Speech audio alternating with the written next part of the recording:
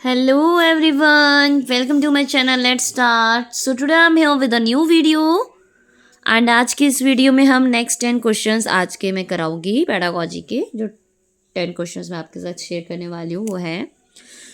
Start करते हैं आज की video. According to Piaget, a child between 2 to 7 years is in the dash stage of cognitive development. Piaget के according 2 से 7 years का जो बच्चा होता है वो कौन सी स्टेज का होता है कॉग्निटिव डेवलपमेंट में? Formal operational, sensory operational, concrete operational, pre operational? जल्दी से बताएंगे इसका क्या आंसर होगा करेक्ट। कौन सी स्टेज पे लाई करती है हमारी 2 to 7 ईयर्स की एज? Very good. सो जो करेक्ट आंसर है वो है pre operational stage. Cognitive development की पियाजेट पे मैंने एक सबसे पहली वीडियो इसी की डाली है पियाजेट की, तो मेरे चैनल पे सबसे पहली वीडियो जो पियाजेट की बारे में पूरी मैंने एक्सप्लेन करा है, उनकी 4 स्टेजेस के बारे में बताया है, तो आप उसमें जाके चेक कर सकते हो। और इनके बारे में और डिटेल में पढ़ना चाहते हो तो आप उस वीडियो में चेक कर सकते हो। एंड क्योंकि सब सेंसरी मोटर स्टेज होती है 0 to 2 ईयर्स की, pre operational 2 to 7, concrete operation होती है 7 to 11 ईयर्स की, एंड फॉर्मल ऑपरेशनल स्टेज होती है 11 अबव की। एक क्वेश्चन रह गया, the period of infancy is from. जो पीरियड स्टार्ट होता है इन्फेंसी का वो कब से स्टार्ट होता है? Birth to 2 years, birth to 3 years, 2 to 3 years या बर्थ टू 1 ईयर? सो जो करेक्ट आंसर होगा जल्दी बताइए क्या होगा? Birth to 2 years. जो स्टार्टिंग के 2 ही साल होते हैं वो इन्फेंसी स्टेज कहा जाता है उन्हें। Development proceed from. डेवलपमेंट किस तरह से प्रोसीड करती है? Complex to hard, specific to general, simple से easy, general to specific? So जो करेक्ट आंसर होगा वो क्या होगा? जनरल टू स्पेसिफिक हमारी जो डेवलपमेंट है वो प्रोसीड करती है। When adults adjust to the adjustments they provide to facilitate the progression of the child from current level of performance to potential level of performance, it is called। जब adults adjust करते हैं assistance मतलब ये provide कराते facilitate करते हैं progression child में current level की परफॉर्मेंस को लेके पोटेंशियल लेवल जो होना चाहिए, इसको क्या बोलेंगे? स्कैफोल्डिंग। मतलब किसी एडल्ट की हेल्प से बच्चा उस वर्क को डन कर पा रहा है, स्कैफोल्डिंग बोलेंगे। पार्टिसिपेटरी लर्निंग बोलेंगे, कोलैबोरेटिव लर्निंग है, प्रॉक्सिमल डेवलपमेंट? जल्दी से बताएंगे क्या कहेंगे इसे? स्कैफोल्डिंग। क्या कहेंगे? कि बच्चे को असिस्टेंस हेल्प से वो आगे की चीज़ अचीव कर पा रहा है। The process of changing the existing schema to include new information is called. Existing schema को चेंज करना न्यू इन्फॉर्मेशन के अकॉर्डिंग, इसको क्या कहेंगे? Assimilation, accommodation, egocentrism, adaptation.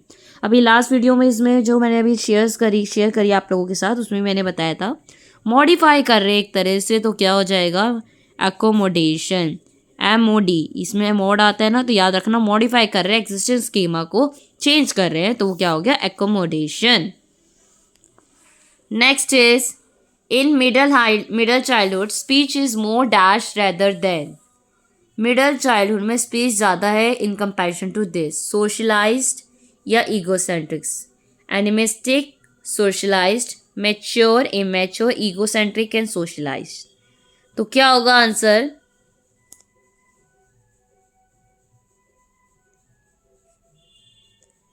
Socialised and egocentric होता है मिडल चाइल्डहुड में, जो बच्चों की बोलने के लिए काफ़ी अपने तक सीमित रखते हैं, मैं वाले। द चाइल्ड सेंटर एजुकेशन में क्या इन्वॉल्व होता है?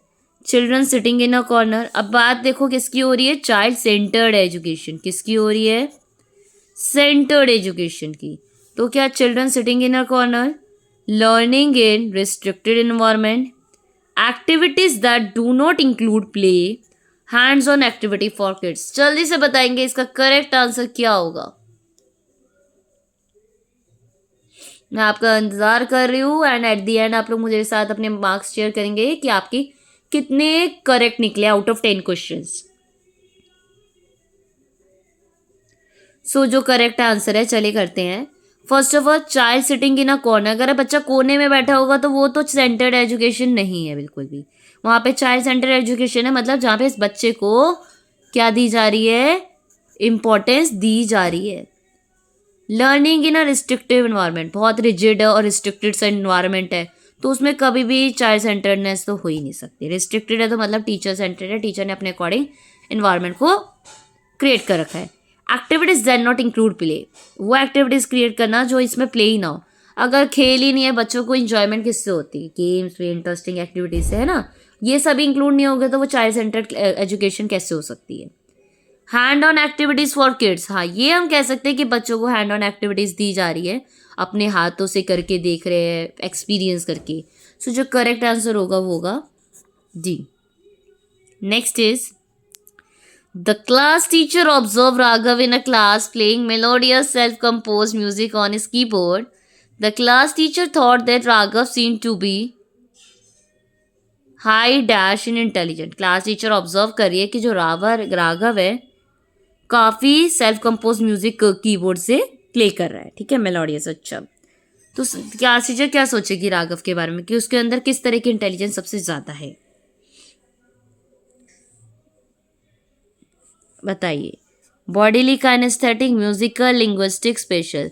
ये तो पढ़ते ही समझ आ रहा है, जल्दी से बता दीजिए क्या होगा इसका करेक्ट आंसर। ये तो पढ़ते ही समझ में आ रहा है ना हमें इसके आंसर्स। Very good. सो चलिए स्टार्ट करते हैं। बॉडीली काइनेस्थेटिक हो गई एक तरह से डांस वगैरह से, बॉडी का अच्छे से यूज़ करना। म्यूजिकल, यहाँ पे बच्चा म्यूजिक सुन रहा है, बजा रहा है, क्रिएट कर रहा है, तो करेक्ट आंसर क्या होगा आपका म्यूजिकल। लिंग्विस्टिक होता है जो बोलने में, अपने वर्डिंग्स रखने में, जैसे डिबेट वगैरह, journalist you can say. Special intelligent, किसी को किसी पर्टिकुलर फील्ड में काफ़ी ज़्यादा इंटेलिजेंस है तो काफ़ी स्पेशल है, तो वो हो गई। बट ये जो म्यूजिक से रिलेटेड बात की जा रही है तो यहाँ पे क्या होगा, musical intelligence. When a teacher consider boys as naturally better at mathematics than girls, it shows that the teacher is, अगर इस तरह का टीचर कंसीडर करती है कि जो बॉयज़ होते हैं वो मैथ में अच्छे होते हैं इन कंपैरिजन टू गर्ल्स, तो ये किस तरह का बिहेवियर शो कर रही है टीचर की, कि gender bias, moralistic, right minded या एथिकल। जल्दी से बताएंगे टीचर किस तरह का मेथड शो कर रही है जब वो ये स्टेटमेंट बोल देती हैं कि जो बॉयज होते हैं वो मैथ्स में बेटर होते हैं इन कंपैरिजन टू गर्ल्स। जल्दी से बताइए। सो जो शो कर रहा है टीचर के बिहेवियर को वो है जेंडर बायस हो रही है टीचर। क्या हो रही है, gender biased. Inclusive education assume that we should change the dash to fit the dash. हमें क्या चेंज करने की ज़रूरत है ताकि हम ये फिट कर सकें। System to fit the child, environment to fit the family, child to fit the environment, child to fit the system। देखो फैमिली को फिट तो करना है नहीं हमें, तो ये तो हो गया रॉ। चाइल्ड को एनवायरनमेंट में हम फिट करेंगे, नो, बाकी उल्टा हम एनवायरनमेंट को अकॉर्डिंग फिट करेंगे चाइल्ड के अकॉर्डिंग, है ना। चाइल्ड को थोड़ी ना चेंज करेंगे, चाइल्ड को चेंज करेंगे सिस्टम के अकॉर्डिंग। नो, हम सिस्टम को चेंज करेंगे बच्चे के अकॉर्डिंग। बच्चे को देखते हुए सारा सिस्टम क्रिएट किया जाएगा, जो भी रूल्स है, रेगुलेशंस है, डिसिप्लिन है, एक्टिविटीज़ है, स्ट्रक्चर है, वो सारा बच्चे को देखते हुए बनाया जाएगा। इंक्लूसिव एजुकेशन में टीचर बच्चे को देखते हुए बच्चे के अकॉर्डिंग क्रिएट करेगी एक्टिविटीज़, करिकुलम एंड ऑल। सो ये थे आपके आज के 10 क्वेश्चंस। आई होप आपको आज की वीडियो अच्छी लगी होगी। एंड मस्ट प्लीज़ मुझे ज़रूर बताइएगा कि out of 10 how much marks you get, कितने मार्क्स स्कोर करे आपने। एंड मेरी वीडियो अगर अच्छी लगी हो, हेल्पफुल लगी हो ज़रा सा भी, तो लाइक शेयर तो कर ही दीजिएगा। एंड कमेंट में ज़रूर अपने मार्क्स बताइएगा। एंड अगर आप वीडियो के बारे में अगर आप रिव्यू देना चाहते हो तो आप वो भी दे सकते हो, ताकि मैं अपनी कमिंग वीडियोज़ को इम्प्रूव कर पाऊँ। अगर कोई भी आपको लगता है कि मुझे ये चीज़ इम्प्रूव करने की नीड है, सो मैं आने वाली वीडियोज़ में वो इम्प्रूव करूँगी। एंड कोशिश करूँगी कि आपकी जो कमेंट है, जो भी आपने फीडबैक दिया, उसको फुलफिल कर पाऊँ। एंड जाने से पहले मेरे चैनल को सब्सक्राइब कर दीजिए ताकि और भी ऐसी वीडियोस मैं आपके साथ शेयर कर पाऊँ। So bye bye everyone and thank you so much for watching my video and don't forget to subscribe my channel.